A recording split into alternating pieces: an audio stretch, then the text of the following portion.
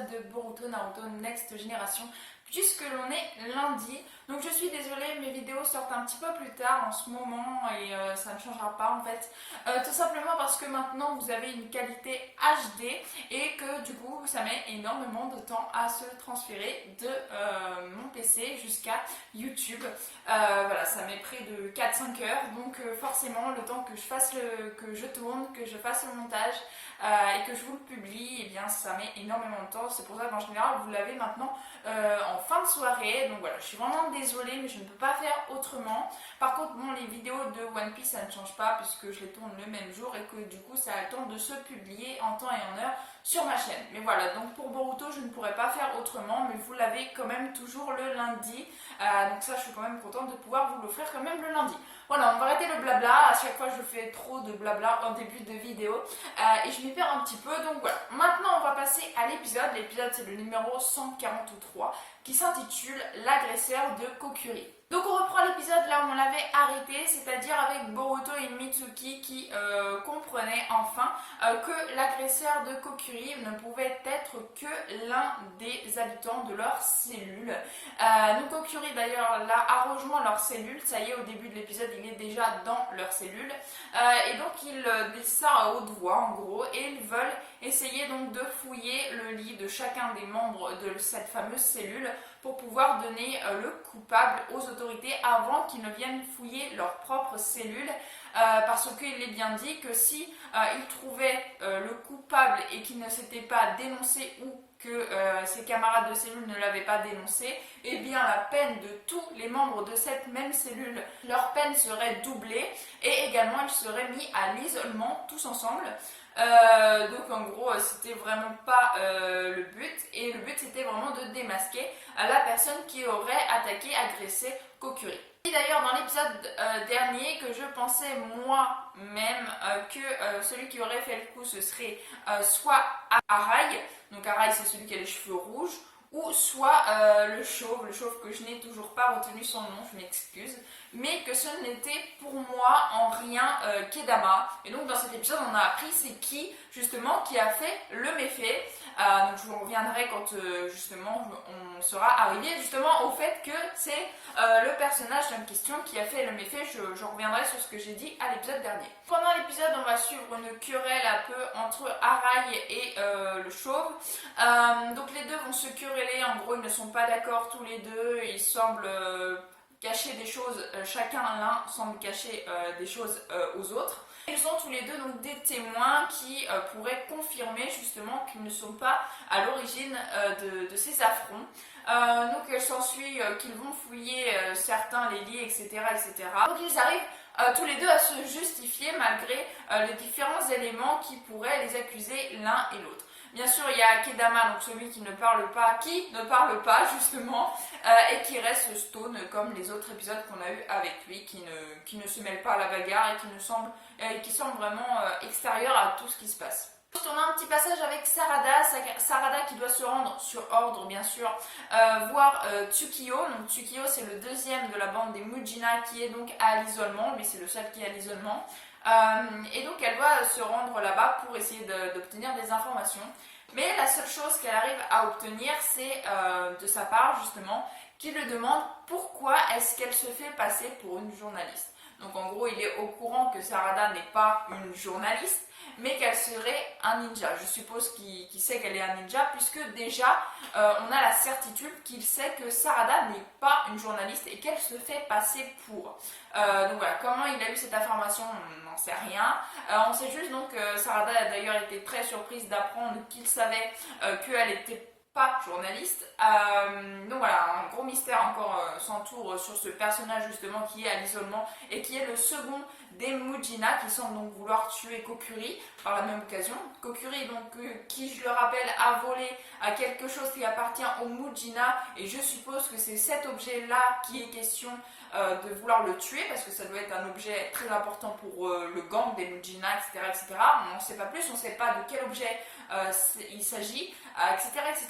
Donc vraiment un gros mystère autour des Mujina, mais en tout cas ils sont au courant donc, de plusieurs faits et gestes, et ils sont au courant que Sarada n'est pas la journaliste qu'elle prétend être. Donc on retourne dans la cellule. Dans la cellule, on s'aperçoit donc qu'il fouille les différents lits, hein, il se passe quelques querelles comme je vous le disais, et on s'aperçoit que la carte justement qu'il cherche, la carte en bois, elle est dans le lit de Kedama. Donc Kedama, c'est celui qui ne parle pas. Et ce qu'il se passe donc là, c'est que bien sûr ils vont accuser Kedama et surtout Airai. Airai est là, il lui dit bon c'est lui, c'est bon on l'a trouvé, on n'a qu'à appeler les gardes qui puissent le mettre à l'isolement et bon tout ça serait fini. Mais il va se trahir puisque à un moment il parle des Mujina en pointant du doigt bien sûr Kokuri. Il pointe du doigt Kokuri et il dit en gros mais c'est les Mujina, ils sont à voir avec toi, etc., etc. Mais personne n'avait parlé des Mujina dans la cellule et c'est ça qui a mis la puce à l'oreille surtout de Mitsuki et qui lui dit mais on n'a jamais parlé de ça, comment tu es au courant de ça, comment tu es au courant de sa vie antérieure. Donc Boruto lui il était au courant parce qu'ils ont fait croire que c'était un grand ami à lui et que du coup quand ils se sont retrouvés en prison il voulait le protéger, surtout qu'il s'était fait attaquer préalablement, donc forcément il voulait le protéger et il connaissait son passé. Par contre, Airai, rien ne prétendait, même les autres de la cellule, personne ne pouvait savoir qu'il faisait partie des Mujina, sauf celui qui, bien sûr, l'avait agressé. Donc Airai se retrouve que c'est lui qui avait préalablement d'ailleurs planqué sa plaquette en bois dans le lit de Kedama, et c'est comme ça donc qu'ils vont retrouver l'assassin, si je puis dire, puisque Kokuri n'est pas mort mais il s'est fait agresser, donc l'agresseur de Kokuri c'est Airai. Et j'étais vraiment contente parce que pour une fois que j'arrive, avant que ça se passe, avant que l'épisode dise c'est qui celui qui a fait quoi, j'étais contente de l'avoir plus ou moins trouvé. Parce que moi j'avais dit bien sûr que le chauffe je le trouvais pas clair et que Arai, le fait qu'il donne des indices, qu'il dise à Boruto, à Mitsuki, telle et telle chose dans la prison, là tu peux faire ça, là tu peux faire ci, etc. etc. Voilà, je ne le trouvais pas forcément très sincère dans ses propos et il voulait surtout les détourner donc de Kokuri et de leur mission initiale, malgré qu'ils ne savent pas qu'il est en mission, qu'ils sont tous les deux en mission. Mais bon, soit je le trouvais vraiment pas digne de confiance et je suis contente d'avoir plus ou moins démasqué le coupable. En tout cas, Kedama n'a rien à voir là-dedans et il était d'ailleurs très étonné que Mitsuki à un moment ait pris sa défense en lui donnant le bénéfice du doute et en le laissant se justifier. Et Kedama visiblement avait l'air très étonné que justement quelqu'un se porte plus ou moins garant, en quelque sorte, de lui. Donc voilà, j'espère qu'on en apprendra plus sur Kedama. Je pense que c'est un personnage qui peut être vraiment très intéressant. En tout cas, j'étais bien contente que ce ne soit pas lui, parce que malgré qu'il ne parle pas, malgré qu'il a l'air très énigmatique et qu'il ne veut pas se mêler aux bagarres, il a l'air très intéressant. En tout cas, moi, il m'intéresse beaucoup ce personnage-là, comparé aux autres de la cellule, hein, personnellement. Donc forcément, moi j'ai bien aimé cet épisode parce que j'aimais pas forcément Ariel et donc forcément j'étais contente qu'il soit donc après arrêté bien sûr. Il va avoir une peine plus lourde que celle qu'il avait déjà et il va être mis à l'isolement. Alors à savoir, peut-être qu'il va rejoindre Tsukio donc, qui était en lien avec Ariel puisque c'est lui qui a agressé etc. etc. Donc c'est forcément lui je suppose qui lui en a donné l'ordre.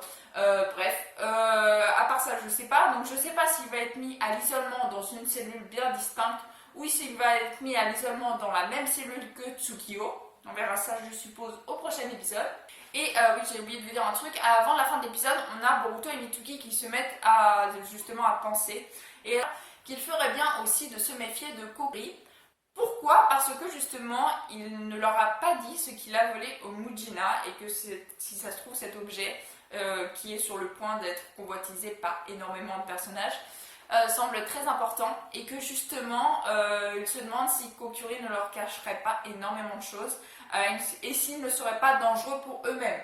Donc voilà, ils se méfient aussi de Kokuri, donc en gros dans la cellule ils ne peuvent se fier vraiment qu'à eux deux, donc à Boruto, Mitsuki et puis Sarada aussi en parallèle, malgré que Sarada visiblement se serait fait voir, donc puisque Tsukio serait qu'elle n'est pas une journaliste ordinaire, voilà, donc on verra bien au prochain épisode, en tout cas plutôt sympathique. Voilà, on n'a pas trop appris grand chose, on a surtout cherché l'agresseur de Kokuri, de coquerie, mais c'était quand même plutôt sympa, j'ai bien aimé cet épisode. Donc voilà, en tout cas j'espère que vous aurez aimé cette vidéo. Si vous avez aimé, n'hésitez pas à liker, à commenter, à partager et à vous abonner, ça me ferait vraiment très plaisir. Je vous souhaite une excellente fin de journée, portez-vous bien et moi je vous dis à la prochaine. Tabasa.